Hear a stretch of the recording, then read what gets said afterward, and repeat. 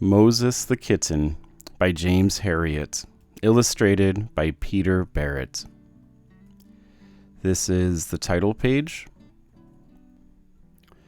There have been times in the winter when I have regretted being a vet, and this looked like one of them.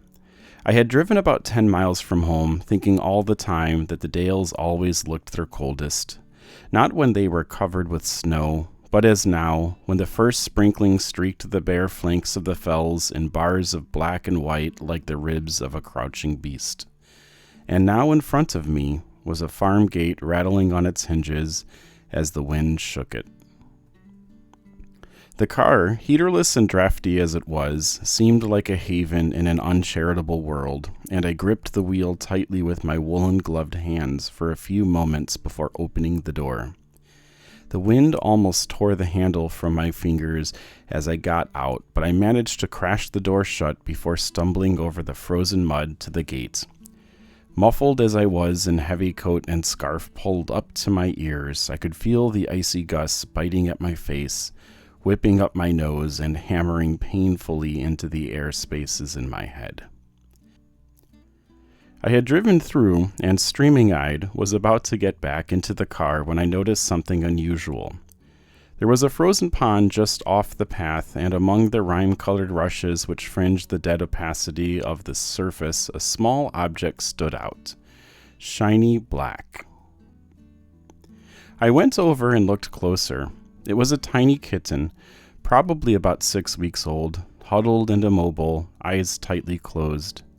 Bending down, I poked gently at the furry body. It must be dead. A morsel like this couldn't possibly survive in such cold. But no. There was a spark of life because the mouth opened soundlessly for a second, then closed. Quickly I lifted the little creature and tucked it inside my coat. As I drove into the farmyard, I called to the farmer who was carrying 2 buckets out of the calf house. "I've got one of your kittens here, Mr. Butler. It must have strayed outside." Mr. Butler put down his buckets and looked blank. "Kitten? We haven't got no kittens at present." I showed him my find, and he looked more puzzled. "Well, that's a rum 'un. There's no black cats on this spot. We've all sorts of colors, but no black 'uns." "Well, he must have come from somewhere else," I said, "though I can't imagine anything so small traveling very far. It's rather mysterious." I held the kitten out, and he engulfed it with his big, work-roughened hand. "Poor little beggar, he's only just alive. I'll take him into the house and see if the missus can do out for him." In the farm kitchen, Mrs. Butler was all concern. "Oh, what a shame!" She smoothed back the bedraggled hair with one finger. "And it's got such a pretty face." She looked up at me. "What is it, anyway, a him or a her?" I took a quick look behind the hind legs. "It's a Tom." "Right," she said. "I'll get some warm milk into him, but first of all, we'll give him the old cure." She went over to the fireside oven on the big black kitchen range, opened the door, and popped him inside. I smiled. It was a classical procedure when newborn lambs were found suffering from cold and exposure. Into the oven they went, and the results were often dramatic. Mrs. Butler left the door partly open, and I could just see the little black figure inside. He didn't seem to care much what was happening to him.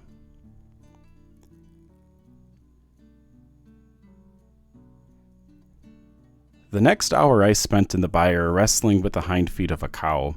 The cleats were overgrown and grossly misshapen and upturned, causing the animal to hobble along on her heels.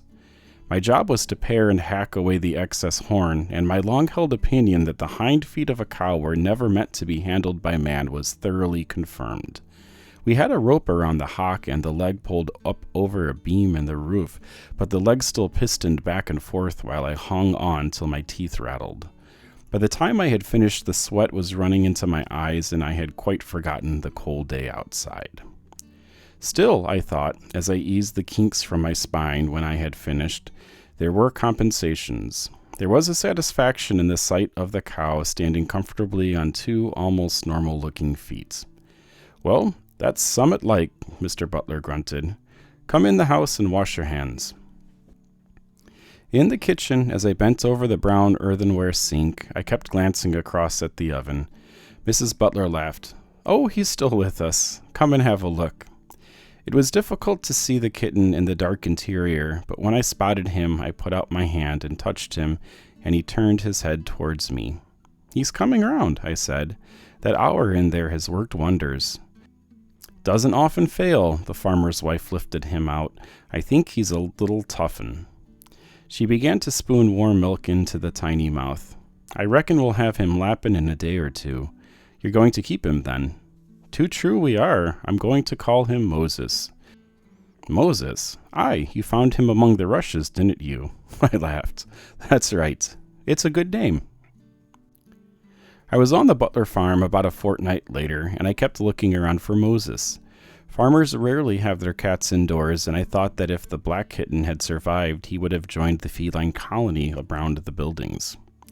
Farm cats have a pretty good time. They may not be petted or cosseted, but it has always seemed to me that they lead a free, natural life. They are expected to catch mice, but if they are not so inclined, there is abundant food at hand, bowls of milk here and there, and the dog's dishes to be raided if anything interesting is left over. I had seen plenty of cats around today, some flitting nervously away, others friendly and purring. There was a tabby loping gracefully across the cobbles, and a big tortoiseshell was curled on the bed of straw at the warm end of the byre.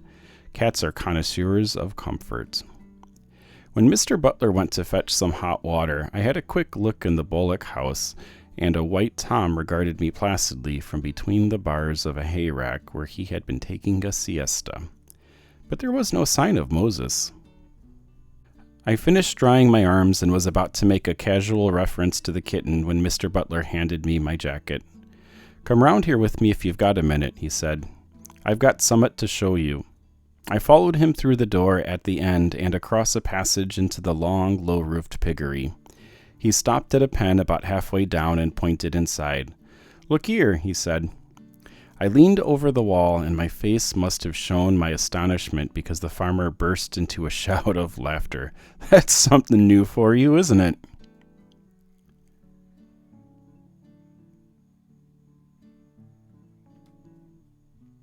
I stared unbelievingly down at a large sow stretched comfortably on her side, suckling a litter of about 12 piglets, and right in the middle of the long pink row, furry, black, and incongruous, was Moses. He had a teat in his mouth and was absorbing his nourishment with the same rapt enjoyment as his smooth-skinned fellows on either side. "What the devil?" I gasped. Mr. Butler was still laughing. "I thought you'd never have seen anything like that before. I never have any road." "But how did it happen?" I still couldn't drag my eyes away. "It was the missus' idea," he replied. "When she'd got the little youth lappin' milk, she took him out to find a right warm spot for him in the buildings. She settled on this pen because the sow, Bertha, had just had a litter and I had a heater in, and it was grand and cozy." I nodded. "Sounds just right." "Well, she put Moses and a bowl of milk in here," the farmer went on. "But the little feller didn't stay by the heater very long. Next time I looked in, he was round at t' milk bar." I shrugged my shoulders. "They say you see something new every day at this game, but this is something I've never even heard of. Anyway, he looks well on it. Does he actually live on the sow's milk, or does he still drink from his bowl?" "A bit of both, I reckon. It's hard to say." Anyway, whatever mixture Moses was getting, he grew rapidly into a sleek, handsome animal with an unusually high gloss to his coat, which may or may not have been due to the porcine element of his diet. I never went to the Butlers without having a look in the pig pen. Bertha, his foster mother, seemed to find nothing unusual in this hairy intruder and pushed him around casually with pleased grunts, just as she did with the rest of her brood. Moses, for his part, appeared to find the society of the pigs very congenial. When the piglets curled up together and settled down for a sleep, Moses would be somewhere in the heap, and when his young colleagues were weaned at 8 weeks, he showed his attachment to Bertha by spending most of his time with her. And it stayed that way over the years. Often he would be right inside the pen, rubbing himself happily along the comforting bulk of the sow, but I remember him best in his favorite place, crouching on the wall, looking down perhaps meditatively on what had been his first warm home. The